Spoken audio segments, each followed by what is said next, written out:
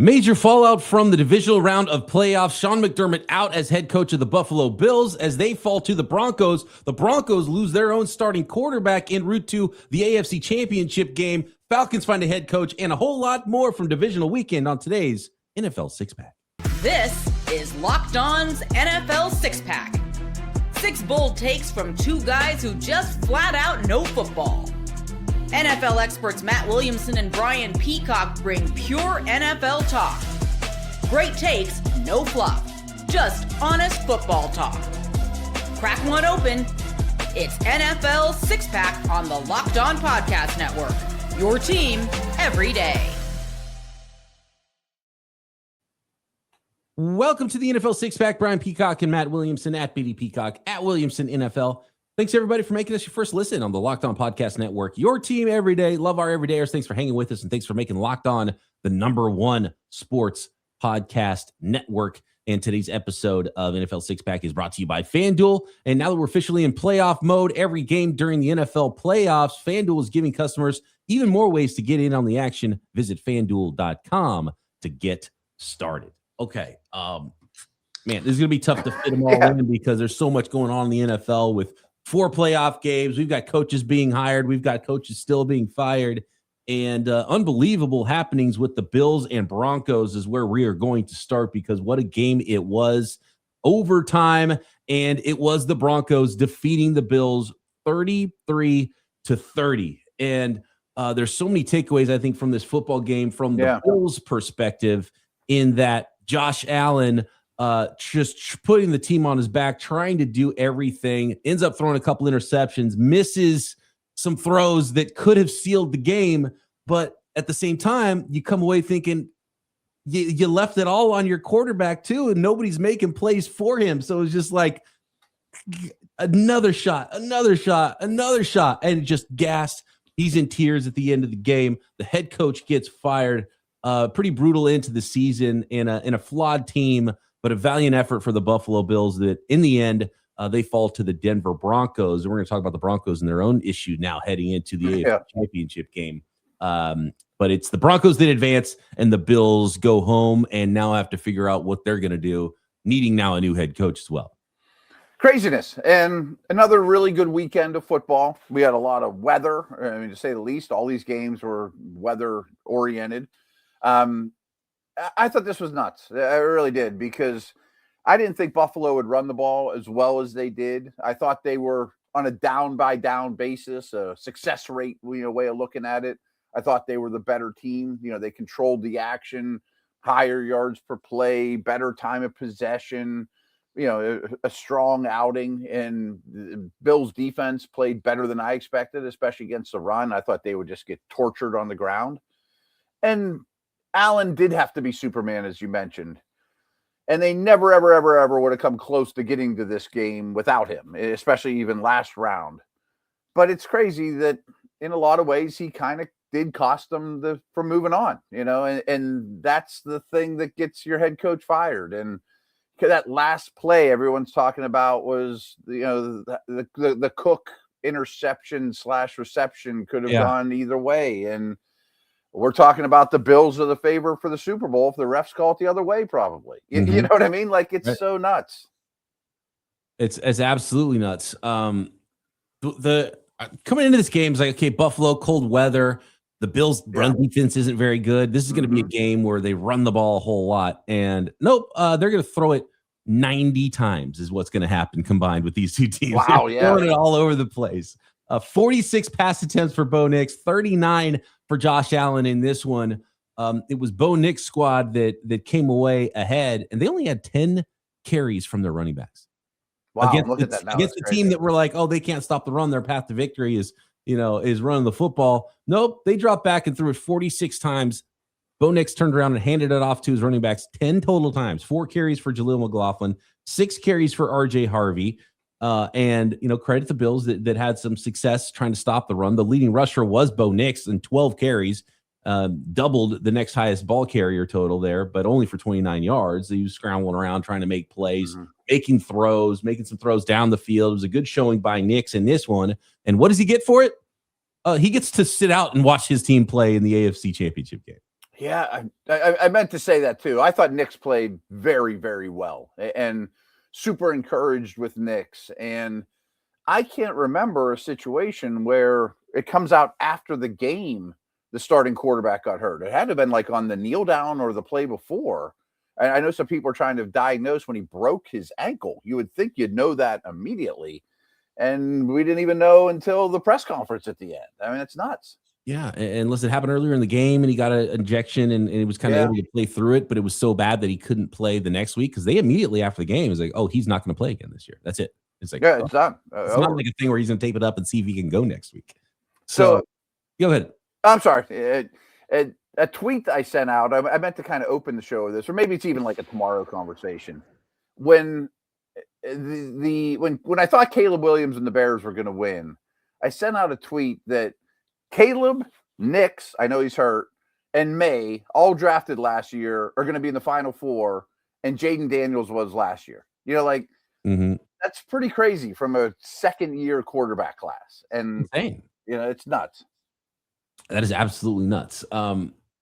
Yeah, the last time I can think about quarterback weirdness in the championship game, Brock Purdy hurt his arm, but it was at the very beginning of the game against the Philadelphia Eagles a few years ago in the NFC Championship game, which is a worse situation because at least the Broncos can prepare and have other quarterbacks now ready to go, and someone's going to back up Jarrett Stidham, who has 5 starts in his NFL career, and then they're going to have a group of quarterbacks ready to go behind him if somebody else gets hurt, so they'll be prepared for their starting quarterback to not be in that game at least. But that might have been equally weird because your Niners didn't even have a quarterback for a while. Yeah, well, because the backup gets hurt, you don't have a third, and it's just you can't play. You can't play the game. Yeah, which made a bummer of a game to watch. We're gonna have an opportunity to watch the Broncos and the New England Patriots play a game here. Quarterback situation clearly is going to be advantageous for one of those teams over the other now, who has to start their backup in the AFC Championship game out of nowhere. Man, another crazy game in the playoffs.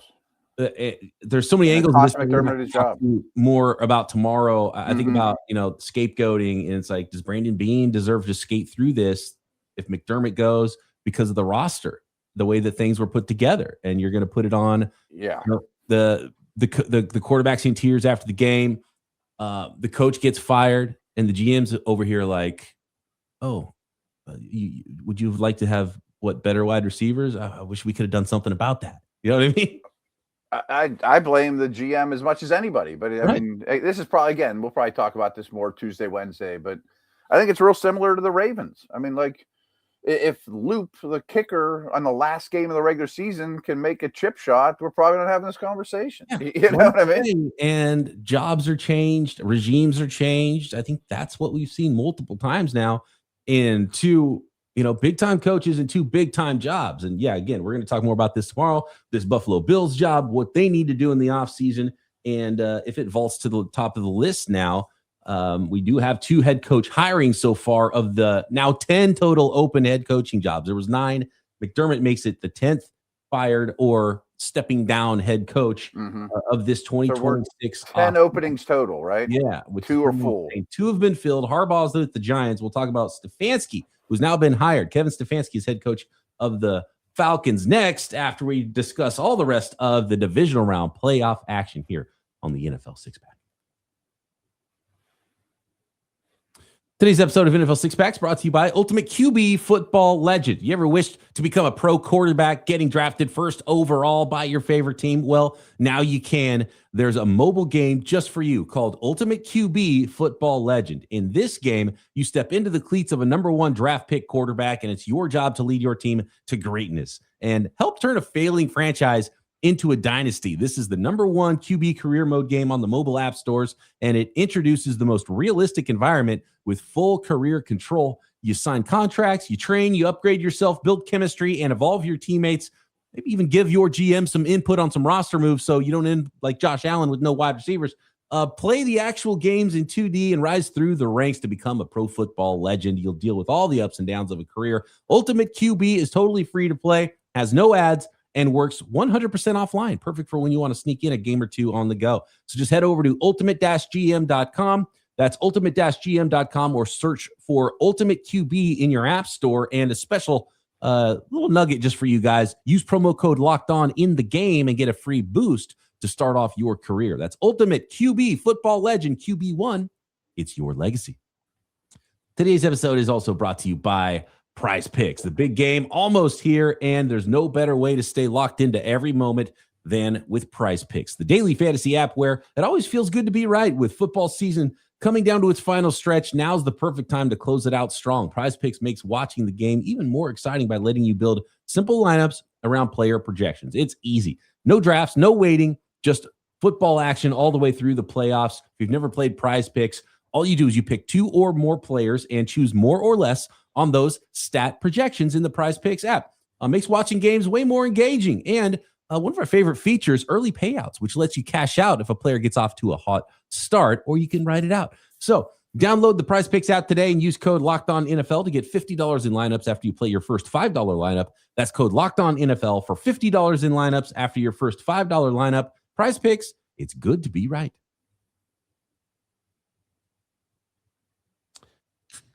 Ooh, okay, that's just one of the games from the divisional round of the playoffs. Let's go to, I think, the next best game, which was the Rams and the Bears. And this was a microcosm of the Bears season, right? You get down, you get up, you come back. Caleb Williams can't hit a simple 5-yard out for a first down, but hits the most improbable throw, as crazy as some of his throws were in the round before to get into the divisional round, and hits the Komet on the touchdown in the back of the end zone. It's like, this team has this insane fourth quarter magic. They're going to do it again. They go to overtime, and nope, he throws the game-sealing interception, or what would end up being a game-sealing interception for the Bears. And so just the roller coaster ride of a second-year quarterback, and especially one that plays the way that Caleb Williams does. The Bears kick it through the Rams kick it through the uprights in overtime and win it and advance. So we got the Rams and the Seahawks in the NFC Championship. Rams beating the Bears 20-17. The Bears have to be the most entertaining team of the season. Easily. And the quarterback has a ton to do with it. I mean, his abilities dripping off the page, but obviously he's still a young pony learning to run properly and all that. I can't wait to break down the Bears in the, for off-season stuff, later in the week or next week or whatever, because I really am impressed with where they're at. Frank, I just want to throw this out there. I think DJ Moore is the reason that was an interception. I mean, he kind of slowed down, and it wasn't Caleb's looking at him like, what are you doing? But he did make some incredible plays. They ran the ball really well, as they usually do. And they're just a blast to watch every Bears game. And the higher the stakes, the more fun it is. I give the Rams a lot of credit. I mean, I still don't know that they're playing great football these last couple weeks or 6 weeks to that point. And I'd be concerned about their defense, especially this team they're about to play. And to be honest with you, I don't know if I'd want to put on the tape of the 49ers Seahawks game if you're the Rams coaches, because you want your Rams players to have confidence. And the other team they're going to play is playing hotter than anybody in the NFL right now. Real quick note on the Bears, and we'll talk more about them in the offseason. Yeah, DJ Moore, that might be the end of his career actually too with the Bears, because I feel like that youth and what they've got going, it's pretty obvious what the plan is now for the Bears. You got your young quarterback. You got a lot of young talent on that team, and to just draft defense, O-line, defense, and get that thing going. And I think the Bears are going to be pretty good for a while, because they got a lot of really important pieces in place. Me too. I'm really excited about their future. But Caleb Williams has to hit easy throws. And we've been talking about it for months. It's like, dude, you can't hit a check down and then you hit some of the most improbable throws in playoff history. Like, what's up with that? Right. I mean, his 3 or 4 best playoff throws are as good as you'll ever see. I mean, that one to win at the Komet was insane. And props to the Rams. And this is something that I'm seeing more and more. And we're in the social media age, and we have players that grew up with phones in their hands now, and so you just really see a lot of players paying a lot more attention to what is being said about them, and developing these chips on their shoulders and what their conversations is. And you're hearing players mention it all the time. You used to never hear players talk about the other team and stuff, and about maybe we don't like these guys, but it wasn't so much like they know exactly who said what. They've got the messages saved. They see what the national media says about the game. And for the Rams, it was the secondary, and they're like, oh, we can't. They're going to torch us because our secondary is the weakness of our team. And they took it upon themselves to play a good game in the secondary against those Bears pass catchers. And so props to them. And they read what was their weakness, and they tried to flip the script on that. And I think the Rams did. They were able to run the ball as well. So the Rams are pretty complete, but they just seem to not be quite the level they were mid-season, the way we were talking about the Rams. Yeah. There was a stretch not long ago that I thought they were pretty easily the best team in the league. And then they lost to Seattle. I'm like, well, maybe Seattle's better. But really, since then, they have not played like one of the best teams in the league. And the standard's high. I mean, they're a Final Four team, and they could win the Super Bowl, but the standard's high. The Rams will be playing the Seattle Seahawks after they just dismantled the 49ers, 41-6. Seahawks will be at home hosting the Los Angeles Rams in all NFC West, NFC Championship. And the best team, most complete in the playoffs, the Seahawks did even worse what they did a couple of weeks ago to get the 1 seed and the NFC West title against the 49ers. It was a 13-3 game. Kyle Shanahan hasn't been able to figure out how to score a touchdown on the Seahawks in 2 games. I mean, they scored 9 points against those Seahawks in 2 games. The Seahawks have the best run defense in the NFL. And we know Kyle Shanahan offense are built around the run game, and everything is played off of that. And the Seahawks weren't having any of it, and then just ran down the field at will. 3 touchdown runs for Kenneth Walker on 116 yards in this game. Brock Purdy is just running for his life. Brock Purdy ran, I think the number was 413 yards. And it wasn't, wasn't because he was scrambling and making a lot of plays. He was just running around behind the line trying to find somebody open to throw to. So it's kind of the numbers are ugly for Brock Purdy, but it was almost he was the best player out there. A valiant effort, didn't want to give up. He was trying to make plays that just weren't there for the 49ers. The Seahawks were a better team. The 49ers, all those injuries, it was like, yeah, we just don't have it. They hit a brick wall. Yeah, I find it interesting from an outsider perspective. You're obviously not in the same shoes, that maybe this defensive head coach for Seattle can be the first kryptonite we've seen for McVay/Shanahan, who the whole league has just copied forever, and now he lands in their division. And good players help too. But I'll be honest. I mean, when Shaheed took the opening kickoff to the house, I said that might be it. I mean, I really just had that feeling right away. They didn't. And it was. 5 minutes into the game, the Seahawks had more points than the 49ers would score. Or 5 seconds into the game, the Seahawks had more points than the 49ers would score in that one. Yeah, and then it wasn't long after where I'm like, oh, it's definitely over. I mean, yeah, and then it was like you go for it on 4th and 1, and this is a big one when you see a team tell the world we can't get a yard. Yeah, because you get stuffed on a run up the middle, 3rd and 1. You don't even try a QB sneak. You go to this like fullback pitch option play to the short side of the field. It was like that was almost raising a right flag, saying like that we can't. We got to try this dumb stuff because we can't even beat you straight up. That's what I felt like Shanahan was, reduced to, considering the guys he had and who he was playing and the style that Seattle plays. I mean, for Darnold to throw the ball 17 times for 124 yards and Seattle score 41 points. And they were good on the ground, but they didn't rush for 300. No, all they needed to do was get the game over, right? Just turn around, hand it off. Ideal scenario for the Seahawks with Darnold, who pulled an oblique, and like from Wednesday till like till the first snap of the game, he didn't throw. He didn't warm up pre-game, I don't think, very much because of that oblique injury. But he got a shot, whatever it was, got ready and was able to play the game. So ideal for them that they didn't have to lean on Darnold, and he didn't have to drop back a bunch of times. He did get hit a couple times, and be able to get well and get ready for the NFC Championship game. You hope he is 100% healthy, because I think that'll be fun with the Rams and the Seahawks and Stafford and Darnold and Stafford against that defense. And don't forget, these teams lit up the scoreboard the last time. It was like 34-32 game. You remember, against the Rams and the Seahawks the last time. So that one could be really fun. Could be really fun. And they didn't need Smith and Jigba. I mean, they look like a somewhat unstoppable force right now. Yeah, they didn't have to do anything. Like, that was the thing. Just like they were having fun. It was easy. It was big brother beating up on little brother. That's what that game looked like. Let's talk about the final of the divisional round games, which was the New England Patriots, who defeated the Houston Texans on Sunday, and the Atlanta Falcons have a new head coach.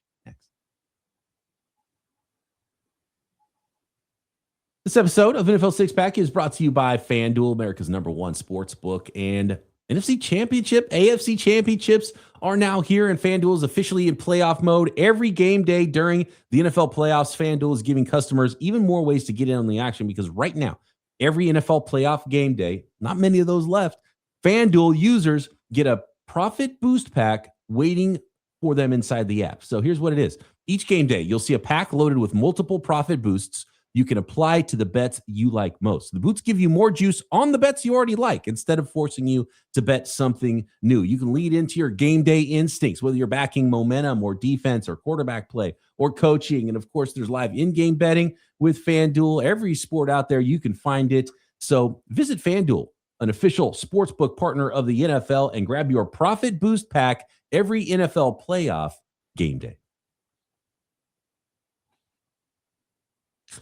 Here we go. Fourth and final of the games we're covering here from the divisional round of the playoffs. And I've got really, really good news for the New England Patriots fans out there. And their team is playing in the AFC Championship game against the Denver Broncos backup. And the Patriots are playing good football right now. Mm-hmm. And the bad news for the Houston Texans fans out there isn't that their team lost. It's that their quarterback might not be good, like legitimately bad. CJ Stroud. What happened with him? Because we've blamed everything offensive line, multiple offensive coordinators in Houston since that phenomenal rookie year for CJ Stroud. He's the problem right now. It's rough. I mean, so I did, as you can imagine, a ton of Texans homework leading into Steelers Texans. And I told everyone around here, Stroud's been a little underwhelming the next couple of years, but he's a sleeping giant. I'm very much on board. I did reveal that he's much better in a dome than outside and doesn't love weather. And then he played horrible against the Steelers. I mean, it didn't matter, but he played terrible in that game. And then he probably played worse over the weekend, which was almost hard to watch. I mean, like, he did not look like a professional out there. He looked totally overwhelmed. I'm like, the decisions were bad. Execution was bad. Facial expressions were bad. And then you're sitting there going, he doesn't have Nico. And you can always make an excuse for these guys, and there's no excuse for how he played. But they had no running game as they have in the past. They've really had very little to rely on. His safety blanket, Schultz, goes out super early. Didn't have Nico. Their protection was junk, but he was the worst player on the field. Yeah. You know? And look, nothing else is working either. So that's the formula you want if you're any defense or the New England Patriots on this day is, oh, cool. Your running back is averaging 1.2 yards per carry. Woody Mark had 17 yards on 14 carries. We can beat you up front as well. And so that's always going to be a long day for your quarterback. I agree. But it just looked really bad. And it's looked bad for a while with CJ Stroud. It has. You have to stop giving the excuses of everything else, because you still have a lot of talent on the offensive side of the ball and people to throw to. I'm guessing they'll end up filtering. You're not going to do anything with DeMeco Ryans, right? I think he's a really good coach. And CJ Stroud's probably not going anywhere, but at this point, probably another offensive coordinator is going to get fired, right? I feel like that's going to be the path again for the Houston Texans. And they'll probably draft a ton of O-line, which is probably what I would do too. I mean, right. You got to keep doing that, right? Because clearly, if you can't run the ball and your quarterback's in duress, and I wonder, always think back to Derek Carr's older brother with the Texans when he was drafted there, and how he was probably, his career was ruined because he came in as a rookie and then set the NFL career or season sack record, right? Getting sacked. And usually, how do you come out of that? Has there been enough bad early in Stroud's career that he got ruined by a bad offensive line and earlier offensive coordinators that now his brain is scrambled and he has to go? He sure looks shell-shocked. Like, does he have to go sit somewhere eventually to come out of it on the other side? I mean, side note, I think we had to mention there was 8 turnovers in that game, and weather aided some of them. It wasn't just him, but boy, he was the biggest culprit and the poster boy for it. Oh yeah, most of them were his interceptions, and last week he couldn't even get a center to quarterback exchange right. Yeah, everything was wrong. Everything was wrong. Yeah, and in some ways, the Patriots are lucky to get out of that because they didn't play a very clean game either, and it was almost comical. Like, there's another fumble, there's another, it's every other play. It felt like. But man, I mean, I assume you have to run it back with Stroud for one more year. But I don't know if you were in the same boat as me, but pretty early in that game, I'm kind of yelling at the TV, like, you got to put Mills in. at least you're still in this thing. Yeah. And you can't, I get it. So you're right. Someone's got to figure out what's going on with CJ Stroud and what happened there. And maybe it was just I don't know. What was that? The right now the outlier was an awesome rookie year, right? And it's just gotten almost worse since then every year. It has. And these playoff games, when it was magnified, were really, really poor. I mean, that's 8 bad quarters of quarterback play. You would think it was the backup. I mean, like if Stidham plays that bad, I'm going to be critical of him, By the way, I just want to make sure I get the totals correct. Fumbles. So Woody Marks lost a fumble, 4 interceptions from CJ Stroud. Drake May fumbled 4 times, but he only lost 2 of them, and he threw an interception. So it could have nearly been as bad on that side of the ball. Yeah, if the Texans were able to get enough offense going to allow their defense, because that's the thing in Houston is you keep the game close, you keep or you have the lead, and then you can go hunt the opposing team's quarterback. Mm-hmm. Now, much like the week before, I thought Houston's defense was basically awesome yet again. I mean, it was kind of a wasted effort. I mean, I know like Butte made a big play, and I mean they made some plays in that receiving core that I didn't see coming against Stingley and those dudes. But still, I mean, what more do you want Houston's D to do? Right. We get Drake May against Jarrett Stidham in the AFC Championship game. That will be in Foxborough. So divisional Sunday or it'll be in Denver.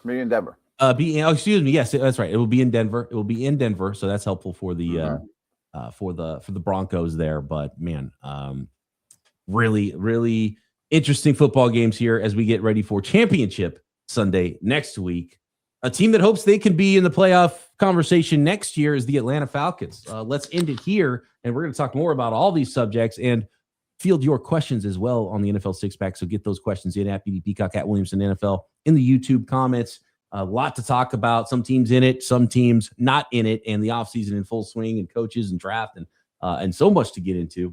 A really fun time of year, and we excel in the offseason. So make sure you're subbed up here to the NFL Six Pack. I really like this hire for the Atlanta Falcons. I feel like Kevin Stefanski is probably as good as the Falcons were going to be able to do. And you have a defensive-minded guy, and things were a little weird on offense. Make sure you get it right on offense. You got some talent on defense. You've got a pass rush finally now in Atlanta. And maybe Kevin Stefanski is exactly what the Atlanta Falcons need. And I feel like with all the coaching candidates, all the teams out there, you couldn't get Harbaugh, right? But as far as the Atlanta Falcons, if you just drew a list in the offseason, I think they did pretty well to be able to pull in someone like Kevin Stefanski, who I think one of the great accomplishments in NFL history is winning Coach of the Year twice with the Cleveland Browns. I thought the same thing. So it came out today that they're keeping the defensive coordinator, Jeff Ulbrich, which I love because I think he's one of the better guys out there. Like for us teams that, are looking for coaches, I'm also looking at coordinators and who's available, and he would be high on my list. So that was a great job keeping him. And I'm with you. Like when I saw Stefanski and the Falcons were linked, I'm like, that's perfect. They should lock him up this second if he'll say yes. Because, if you can deal – there's some dysfunction in Atlanta, but if you can deal with the Cleveland dysfunction and the Cleveland quarterback situation over your tenure, Cousins and Penix is like a walk in the park. You know what I mean? Yeah, no doubt. And it doesn't seem like either Cousins or Penix are guys that would really, stir things up too much either, even if they're both competitors and both want to be starters. And who knows, maybe it turns out that one of them does get moved, or, probably would be Cousins in that case, ends up somewhere else. And then there's also the connections where, scheme-wise, not a lot is going to change, so you don't really screw up everything as far as terminology because they kind of all come from the same tree there. And then, some familiarity with Matt Ryan, who had his MVP season with Shanahan, and so he probably wants the McVay-Shanahan tree coaching and wants to be able to put together something similar to that, which you obviously can, I think, with Kevin Stefanski there. So, good hire. Congratulations to the Falcons. I think they got a pretty good coach. And, in a lot of ways, I think they needed to figure out the offense more than they need to figure out the defense. So you bring back Ulbrich, keep things the same, and then improve a lot on offense. And that's probably a pretty good path. Yeah, I think it's a real good, plan of attack here of how to get this thing back on the tracks. And I don't know how the quarterback thing will work out, but I think they're in good hands. and you have 2 options at least. I mean, I could absolutely see the Falcons winning the South next year. Yeah, they were tied. 8-9. Right. That was they had a good enough record. They just didn't have the right tiebreakers to go win that division. So we got Bills, Steelers, Dolphins, Ravens, Cardinals, Raiders, Browns, and Titans jobs still open with now 2 head coaching vacancies filled. John Harbaugh, the head coach of the New York Giants. Kevin Stefanski now new head coach of the Atlanta Falcons. We'll cover all of that the rest of the week and your questions. And check out the Everydayer Club as well. You're already an everydayer. You already listened to this show. So check out NFL Six Pack. Make sure you subscribe and follow, by the way. And if you never missed an episode, the Everydayer Club is built for you. Get NFL Six Pack ad free, plus members only Discord access. I've had a lot of fun jumping into the Discord with fans, talking ball. There's not just there's talk with your favorite football teams. There's talk with talking NFL draft. There's everything on the members only Locked On Discord. All you got to do is go to nflsixpack.supercast.com or check the link in the show notes. And Matt and I back tomorrow right here, the NFL Six Pack.